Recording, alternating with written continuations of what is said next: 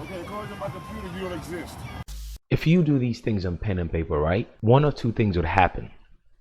You will practically not exist, or there will be something up there that they will see that will deter them from interacting with you. And all they can do is just be frustrated that they just can't do anything with you. That whole thing, people going about being outside of their jurisdiction, not being touched. Some people are actually out here having a first-hand experience of it. But here's the downside, which is the lesson beforehand, because prevention is better than cure. It might seem like a waste of time and a lot of energy, you doing this, doing that now, but that itself prevents a lot of things that you are not even aware of in the back end before you get to situations like these ones that I'm showing and explaining. That right there was a clip from one of the recent videos regarding DUIs being brought against people in certain jurisdictions. Some of the general things to be used as a tool against those business models and those jurisdictions used against people. But that clip you just heard regarding doing certain things now to prevent other issues in the future, such as the issues mentioned in the video to which that clip was obtained from.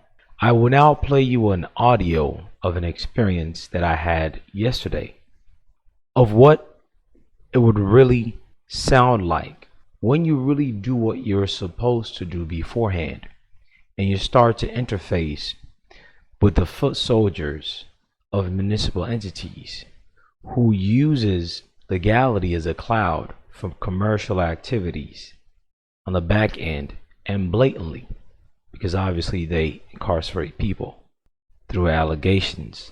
When you do what you're supposed to do right on pen and paper preemptively, what you're about to hear in the audio that I'm about to play, which occurred yesterday, is quite often somewhere along the line of what is really supposed to happen. As a background, something occurred at one of the franchises that we have interest in, and Ligas was used as the formal name of the franchise owner because there are other things being done on the back end with the financial interest of that franchise and the financial interest in that is Ligas. So when the local municipal police came, they asked for some type of verification of information on who the franchise interest holders were. So I had no choice but to give them the Ligas information. Now keep in mind, anything relating to the Ligas have long been ceased when it comes to its use. And the injunction has been done, and the non-UCC the proper way has been done, and some other things that pretty soon I'll be making videos on. You hear a lot of people when it comes to the injunction, whether they're telling the truth or not, they will tell you, oh, you're on the do not detain list, so and so. I personally have not seen the do not detain list. I have seen other things in the system when it comes to black and white of me citing certain things. They do categorize it differently, but it does not say do not detain. That's just another sales tactic that people throw out there that even they cannot really verify. But what I do know from first-hand experience that I have had previously, but this time I was able to capture it. Granted, not with the intent of finding this out, but just to preserve the integrity of that circumstance as it pertains to that business. But something else came out of it. The experience that I have when it comes to doing things right on pen and paper as a preventative means, which honestly no one really hope that they go through it because it's really more so an insurance, is they will tell you, look, you don't exist in our system. In place of them saying, oh yes sir, you're on the do not detain list, we can't do anything with you, they're going to say you don't exist in our system.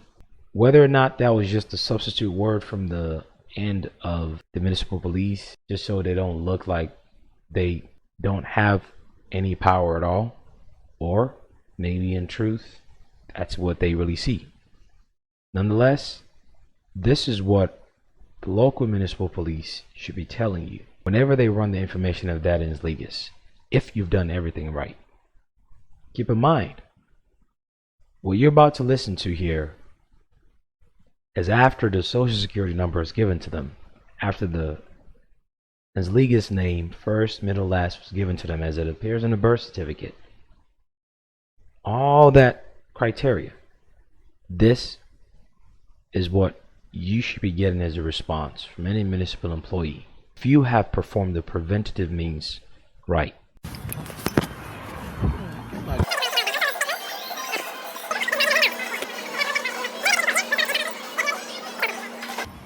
Okay, according to my computer, you don't exist. Okay. So I can't help the person that doesn't exist. I gotta have a person to issue it to. Okay, no problem. I can identify you.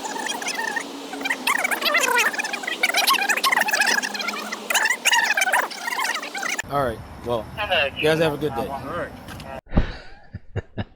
See, as always, the purpose of me playing this audio from this experience that I've had is not what's blatantly in front of you, but more so the lesson that can be learned from it based on experience that I've had. If you do these things on pen and paper, right, one of two things would happen. You will practically not exist, or there will be something up there that they will see that will deter them from interacting with you. And all they can do is just be frustrated that they just can't do anything with you. That whole thing, people going about being outside of their jurisdiction, not being touched. Some people are actually out here having a first-hand experience of it. But here's the downside, which is the lesson that I think is the most important thing to take out of this. There might be circumstances where you need to interface with them. And if you're not careful, the fact that you're not in their system might prevent you from getting what you want, depending on the circumstance. Granted, 9.5 out of 10 times, the everyday man is better off not even interfacing with these municipal employees. But the 0.5%, you might need to.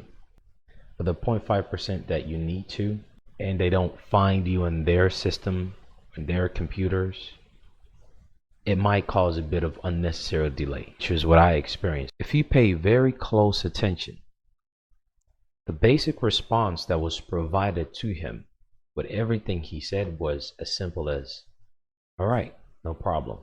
The moment he uttered those words, you don't exist according to my computer, I instantly knew what was going on.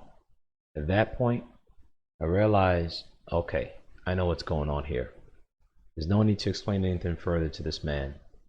He's just a good old simple-minded, lower IQ municipal employee, provided some firearm and a sense of entitlement.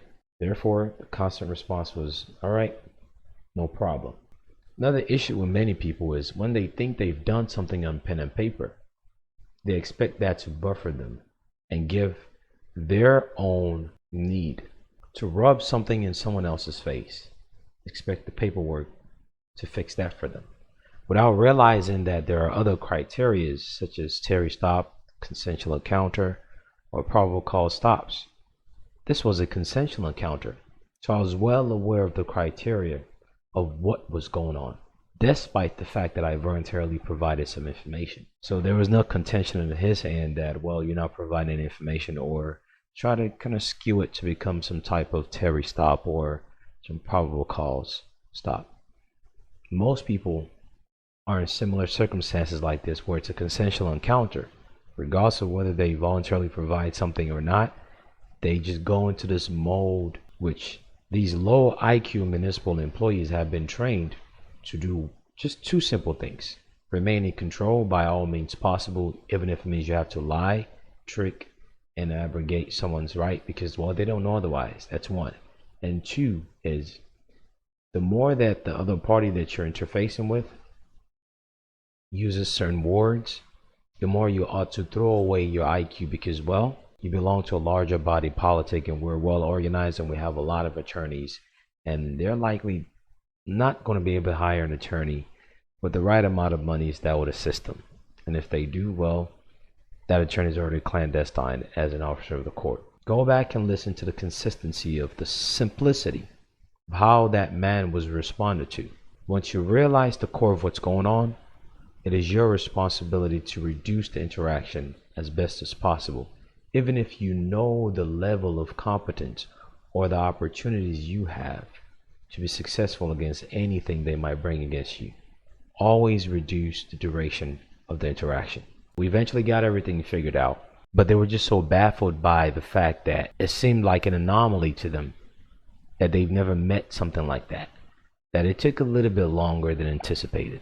So there might be some waste of time involved, just so you know.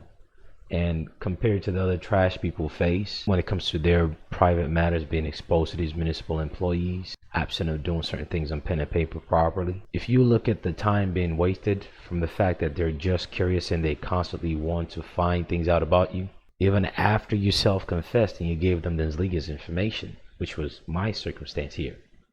Besides the waste of time involved, when you weigh that with the negativity that people face from basically being in a position of serf and easily accessed, absent of certain things on pen and paper, you might want to take away a little bit of waste of time over some of the other fuckeries that sticks for years and years. And one thing that this audio record did not necessarily reveal is the fact that this man ran the plate in the vehicle, and guess what came up? The name of a trust. They saw me go in and out of the vehicle to take some stuff out, so I saw them visually observing the plate and running it, and they just couldn't find anything publicly based on plain view doctrine. They can run the plate, but you close that door by functioning privately. This is what I try to tell people. All that crap people put in their license plate does not make you private. It leaves you open for state assertion that, hey, look, you're not following the common law of the state that says you're required to have a license plate or to be insured. Even if they ignore the license plate, they might say, well, you're not insured because, well, the system of insurance, as far as they are aware of, is supposed to be tied to a license plate. Omit all that issue and just function privately. There are ways to do things right, even if you have quote unquote their license plate. Not a problem, it's just a receipt. Even if you have their ins ligas, if you protect it properly, the database injunction with the regular injunction along with the non-UCC, and again, just one more document that I've yet to speak of, this will be the outcome of it. But learn and realize that if you're really truly on a circumstance where you do need their assistance one way or the other, it might take a little longer than anticipated. That's the downside to it. But up to you to compare that to any other potential downside that many people face. Till next time, take care. Best of luck.